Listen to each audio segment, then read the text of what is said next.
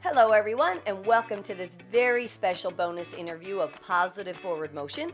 This is your host, Denise Scattergood, and today I'm with Debora Coty.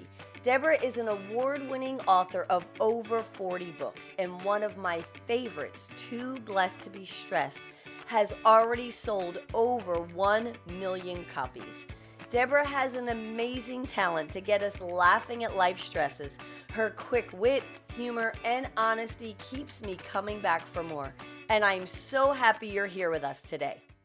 I'd like to start this interview off just with a very quick quote that comes directly from you, which is whatever you are called to do in this life, Papa God is by your side and is preparing us in a way that we do not see.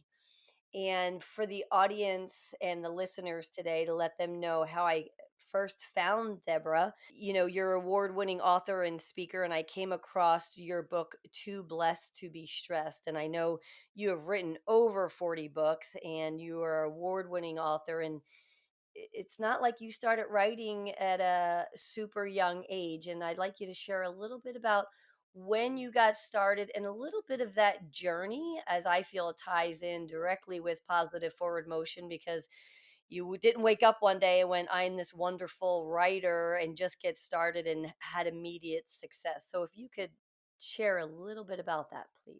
Well, that would be an understatement that I did not wake up one day and suddenly was a wonderful writer. I went years, 25 in fact, without writing anything from high school until I was 45 years old, sitting in a dentist office one day, and my youngest child was about to fly the coop, and I thought, there's something I'm missing. I just felt a hole, and there was something I was supposed to be doing. I had been an occupational therapist for at that time, probably 25 years, specializing in orthopedic hand injuries. And I had been teaching piano lesson at that time for about 20 years, I think. And I just felt like there was something I was supposed to be doing. And I was praying about it. Papa God, show me what it is. And I just kind of picked up a magazine sitting beside me and randomly opened it. And there was an ad for a writing contest. And that just clicked with me. All of a sudden, it was like bells and whistles went off in my head. And I realized that I was hearing that still small voice speak to my heart, just two words: it's time. And I knew exactly what it meant. It was referring to when I was a kid, I was a rabid reader. I frothed at the mouth. I read everything I could get my hands on. And my favorite book as a teenager was Christie by Catherine Marshall. And that book just, it lit a fire in me, and it planted lots of seeds for things like I wanted one day to touch another heart through the written word like Christie had touched mine.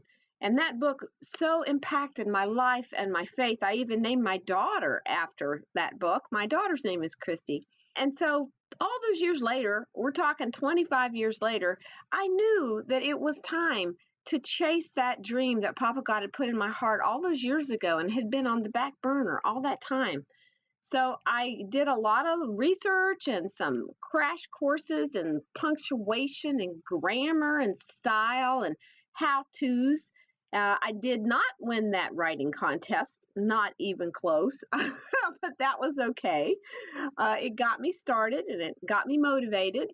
I was able to find a mentor who helped me get some magazine articles published. That was my goal at first, just to publish a few magazine articles during my lifetime. And that has evolved into now over, I guess, 200 or more magazine articles that I've had published internationally, and now more than 40 books, all inspirational, and most of them from my Too Blessed to Be Stressed series, which I am so thrilled to say recently hit the 1 million copies sold mark. So I'm just totally thrilled about that. And I'm so thankful for that because it's how I came across you. It's how I found you is the Too Blessed to Be Stressed booklet. And for the listeners, it's wonderful. I mean, the one I carry around in my backpack is torn up, and because you can start from the beginning to the end, go in the middle. I'm circling and writing some things, and it's my little handbook for life. It has really helped me. And I like to back up a little bit because I love your message that you're sharing. And one is for everyone out there, it's never too late to start. So, oftentimes we tell ourselves, I'm too old, I'm too young, I'm not enough this, and I'm not enough that. And, you got to start later, but you paid attention as well to the signs. You paid attention to that fire in your heart and that fire in your belly. And then there you are sitting in the dentist chair, and you opened up and there was a sign right there going, okay, well, come join this contest. And then I love that you mentioned, well, you didn't win, but you got in the game. And again, what a great reminder for all of us to just get in the game, because moving forward, you've sold 1 million books and you've helped so many people with, again, I'm really going to hone in on the Too Blessed to Be Stressed series, because since I have found that I've purchased so many, and I mail them off to my friends, and I've given away so many because it's helped me and has meant so much to me. It's fun because you can go through each chapter and there's a different message, and it really just speaks to my heart, and it's so straightforward. The advice, sometimes I feel like I'm sitting with a girlfriend who's just saying, here, I'm going to give it to you straight, Denise. This is what you need to hear. So, how you get that across in your writing is such a gift that you have. Plus, the other side for everyone to know, I crack up. And y- I run a company, and I have children, and I have an aging mom, and we all have our stresses in life, and sometimes it seems too much to handle. And then I open up your book and there's my lesson, and I want to thank you for that. And one of the lessons that you give, that if you could elaborate for us, that I just loved, you have an acronym. The acronym is a good way for us to move forward when we're feeling helpless. That's from the chapter called All Stressed Up and Nowhere to Break Down, which deals with coping with loss. And I start the chapter by giving some examples of friends that I know who had devastating losses. And when I spoke to them about what helped them and how they were able to get through, I was able to come up with this acronym that has helped me immensely. And I know it's helped other people because I hear from them. When we're in times of distress, when the wheels of our life just grind to a screeching halt, and we don't know how to move forward, we feel helpless. We can't get those rusty cogs lubricated. And the acronym is GREASE, GREASE. And it stands for, G is for grieve. Mourning is part of the healing process, so it's okay to grieve that deep pain. Allow yourself to feel your loss. The death of a dream can feel as real as the death of a loved one. And just denying it simply postpones the inevitable. So if we can keep our eyes on Jesus through the grief process, then it is his presence that will ultimately heal us. And we just need to remember, God really does do broken heart surgery. And then R is for release. And that's pour out your feelings to Papa God. He certainly understands loss. His son was ruthlessly beaten and killed, so he gets what we're going through. We can pound on his chest. We can scream. We can sob because he's a very big God and he can take it. And I think sometimes we feel like we're just running on empty. We just don't know how to refill our tank. Our body is in mourning, and we're just reacting to our spirits in mourning, trying to reconcile loss. And what we're feeling is perfectly normal. Papa God gets it, and he owns the pump. And one thing that I would like to say about the release part is that it is important to set parameters so that our healthy release doesn't continue indefinitely, because then it becomes unhealthy. And it just becomes this big quagmire of unproductive anger if we don't set parameters and go on to the next step, which for Greece is an E, which means establish support.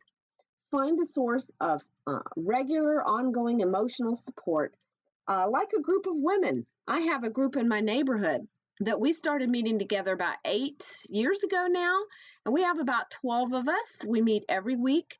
We are each other's support. We've done things together. We've thought things together. We've laughed until the Coke squirts out our nose together. We are like-minded, caring women, and we trust each other. And that's what you need. You need someone who is safe and understand your vulnerability at the time especially when you are experiencing deep loss. Accept their strengths to bolster you when yours is not there. I am a huge, huge advocate of support, even if it's one person, that's fine.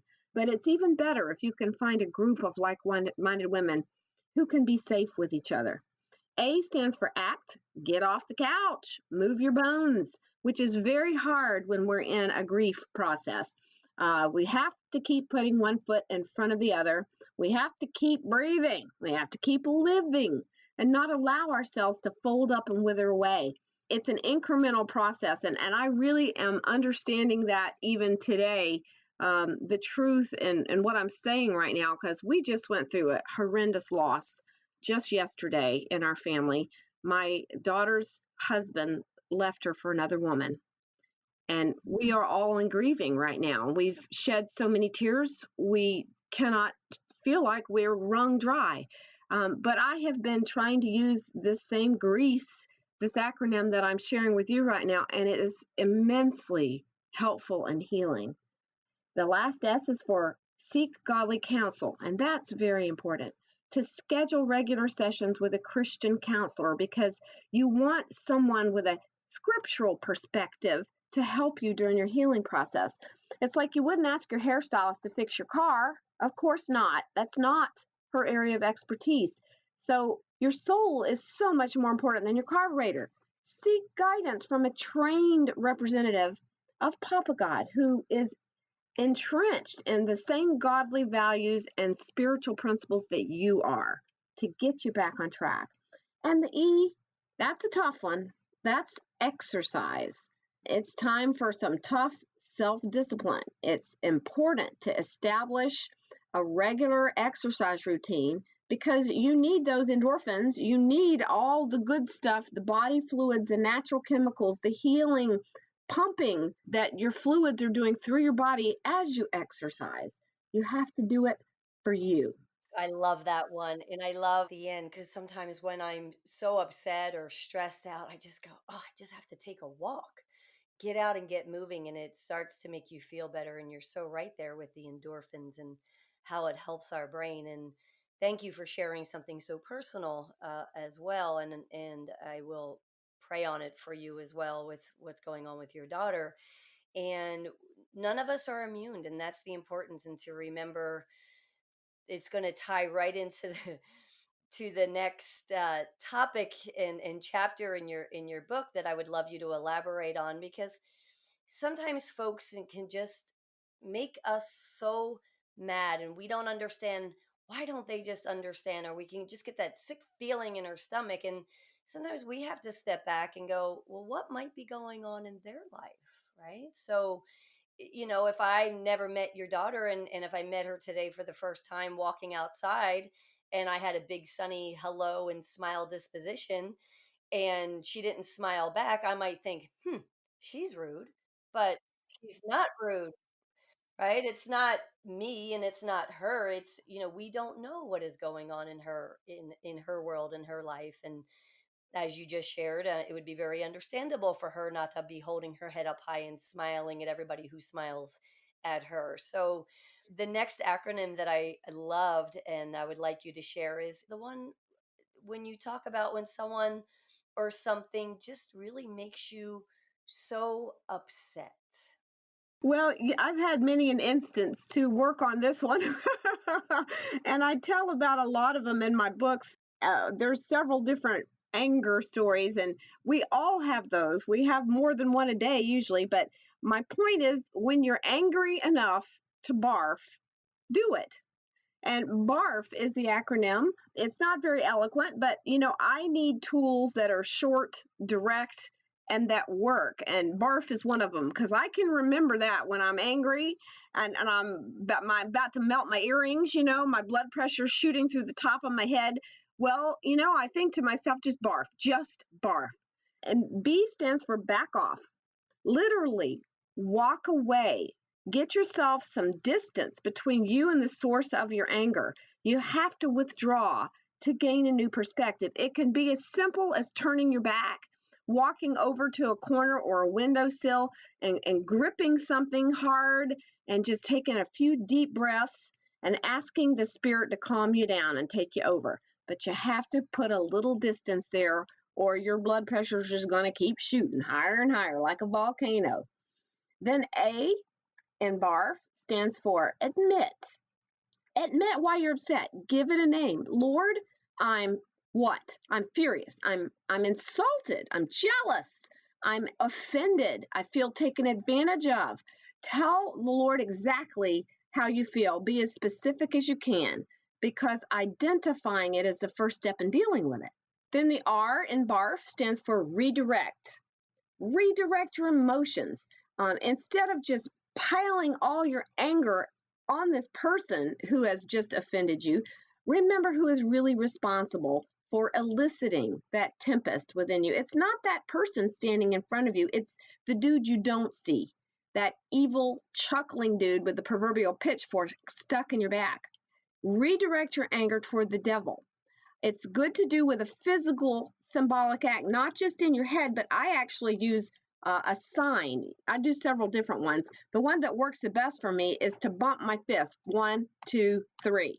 I bump them together because that to me symbolizes the nailing the coffin shut, I guess, uh, and getting Satan out of there, So you can point to the floor, you can raise a clenched fist, close your eyes, shake your head, do something to signify that Satan is the mastermind here, and then we have to let Jesus deal with him because that creep can't win. He can never win against Jesus. He can beat us, yeah, and he does, but he ain't going to beat Jesus.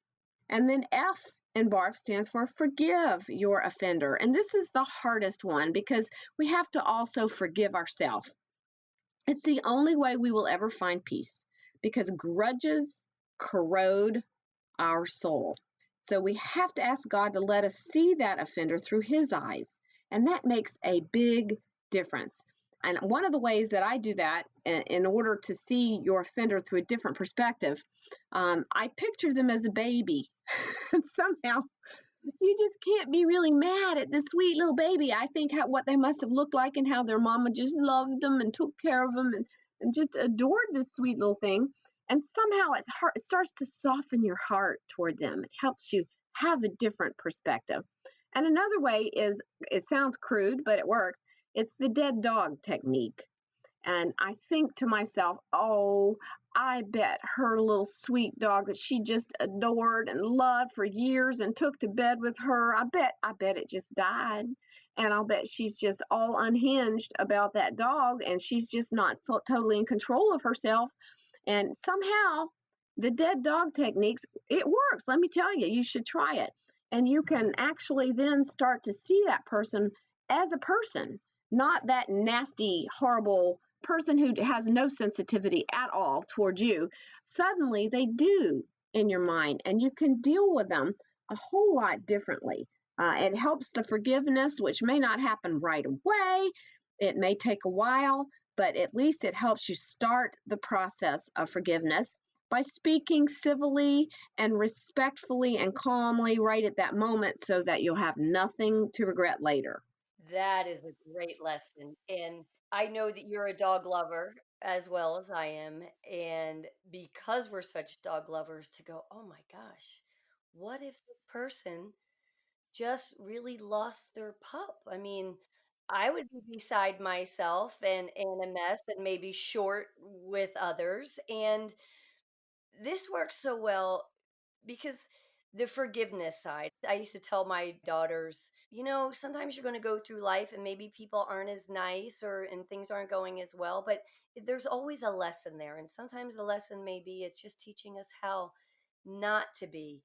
These are such great tools that help me and help me to even help others because in the past maybe I've jumped completely over. I've maybe haven't gone through the process of backing off, admit, redirect, and forgive. Maybe I've tried to suppress it and press it down and go, okay, I just have to jump to the forgiveness mode. And I think that I have forgiven until it started to rear its ugly head again. And then I went, I guess it's really still there. I haven't really forgiven yet.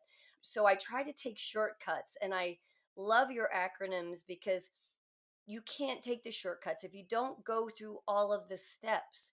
And if you don't get through it, it's not going to go away. We're not going to heal. We're not going to come out the other side better. And I love even this symbol of redirecting or pumping your fists, like, doing everything that you can to make sure, okay, I've gone through all of these steps. And if I have to go through the steps 5 times, at least now I'm going to go through them and it's going to be better. And the redirecting your feelings away from the person or the situation, because sometimes, yes, it might be what's going on in their life, but also what might be going on in ours. Sometimes my skin is a little thinner than it can be other days. So maybe a little bit on how I love your how you think about these things and how you write them down, and you serve them up in such a way that I can take it, gobble it up, use it, easy to remember. And how did you creatively, what were you always this way? Was there a light one day you're like, wow, this really works for me? Somebody taught it to you and you're like, I want to share it with others? Well, I wish. No, I think I'm a shallow person. I'm not very deep. And it's been probably an embarrassment for me my whole life that I make so many mistakes because of my shallowness and my lack of seeing depth and sensitivity and things. And so I'm a big armchair quarterback where after it's over, you say, "How could I have done that better? That did not go as well as I would have liked." And so I find myself doing that a lot. I always have done that. How can I improve on that? I did not show my faith very well there. So those are the things that I think when you dwell on a little bit, then you start to see things you didn't see in the heat of the moment, and you are better able to write them down, think about them, tweak them, and continue to make them workable, and a principle, an actual life principle. For years I was an occupational therapist specializing in orthopedic hand injuries. So for 36 years I sat at a skinny little table about 2 feet wide with a patient sitting in front of me with really pain, almost always a lot of pain. And we would sit across this table from each other, eyeball to eyeball, holding hands, because that's my job, to work their fingers, to work their wrists, to get them back mobile and functional again. And, when you're in that position with somebody, they tend to tell you everything about their life, things you wish you didn't know. And, so I always wished I was a better counselor because I never quite knew how to respond in a way that I felt would be helpful to them. So I've just spent a lot of time thinking about how things could be improved and how they could be better. So I don't know if that answers your question, but that's kind of it. You're so honest and you're so authentic. And again, I know that's why I keep going back to your books again and again and again, because again, when I'm sitting there and reading on my own, I feel like it's my best friend talking to me and sharing. And that summed it up right there, because you're saying, listen, I'm not perfect. I have made all of these mistakes. I know that I have been shallow and I have been all of these things, which has really had you be so authentic and honest. And I have a feeling, I don't want to put words in your mouth, but because of the humor that you put in it, I can just imagine you sitting there digging deep and going, well, Deborah, that wasn't so good. But then you put a funny spin on it because you're keeping yourself motivated and positive and keep going by adding the humor to it. And that's being what I call being your own best cheerleader, going, all right, well, you're human, you're not perfect. You put a funny spin on it that keeps you upbeat and positive, that really allows you to look honestly and openly at what you've done or what you've said, to go, how can I do this better? And how can I help others do this better? How can I share my stories and help others see things a little differently and have that Empathy. I remember a couple years ago, I went through something that was, I wanted to barf. So sick to my stomach. And I remember writing on my bathroom mirror, everything happens for the greater good. And I wrote that on my mirror because every day I wanted to be reminded that for some reason this happened for the greater good. But I went days and days and weeks trying to find the greater good, and I couldn't until one day I thought, I now have such empathy for someone else who may feel this bad. I have never felt this bad before. All of a sudden, I looked up and I was like, okay, God, I get it. You're going, hey, you need to understand what it feels like to feel this way so I can have a better understanding to help others. And I'll tell you, I reflected that, but I also say, okay, I know. I don't need a lot of lessons like that anymore. I got it. I got it. But I have a feeling, as you say, Papa God, the next time I go, everything is going good and I've lost my little empathy, he's just going to go, Pop, you need a new lesson. And anyone out there listening, we could spend hours. Your outlook and your stories and the way that you share and unfold. It's such an honor to have you here on Positive Forward Motion.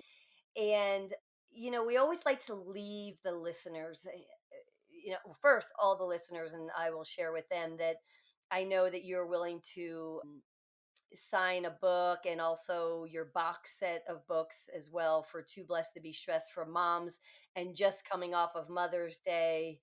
Oh, they're amazing as well. And so, for the listeners out there, this is a great book for moms and employees and teams and coaches and everyone. If you could leave the listeners with, as we always like to leave the listeners with a positive forward motion message, maybe something you're feeling in your heart today, that you would just like to leave them with for them to carry throughout their day. How about a tiny little story? I'll try to make it fast. This is a quote by one of my favorite heroes of the faith, Corrie ten Boom, and I found it. I thought I had read everything Corrie ten Boom had ever written. She was, as you recall, World War II. She was in a concentration camp for harboring Jews, and she was a survivor of that. But she lost her family there in the concentration camps. But this particular quote came to me when I was trying to decide whether to do this horrendous writing project that my publisher wanted me to write 365 days worth of devotionals for women. And that just was overwhelming. I was just totally overwhelmed. And I was praying about it because my inclination was to say no. In fact, I had said no for about a year prior to that, but something got my attention about this one. And then I found this quote, and it said, attempt something so big that unless God intervenes, it is sure to fail.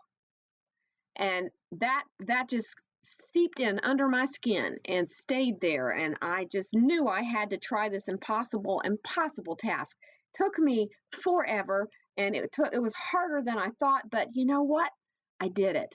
And I knew then that it wasn't from me, it was from Papa God doing it all, and it was worth it. Attempt something so big that unless God intervenes, it is sure to fail. Corrie ten Boom. That's amazing. And I'm going to write that one on my bathroom mirror. What a great message for all of us every single day to remember that. So tell me, is your 365-day devotional, when is that going to be ready? It is out. It's called Too Blessed to Be Stressed: Inspiration for Every Day. And it's a beautiful purple and teal little book, and it's already available. Yeah. And I love it. It turned out very well, but boy, was it tough to write. I mean, 365 different topics with 365 different verses. Give it a try sometime. But you took on something so big and you made it happen. And I'm going to go get my copy as soon as I'm finished here. Oh, amazing. And again, thank you so much for all that you do and all the good that you share and how you do it so authentically and honestly. And you're helping so many. And thank you so much. I know the listeners are going to be so inspired And as always, keep up the positive forward motion. Thank you for listening in. To learn more about Debora, go to deboracoty.com.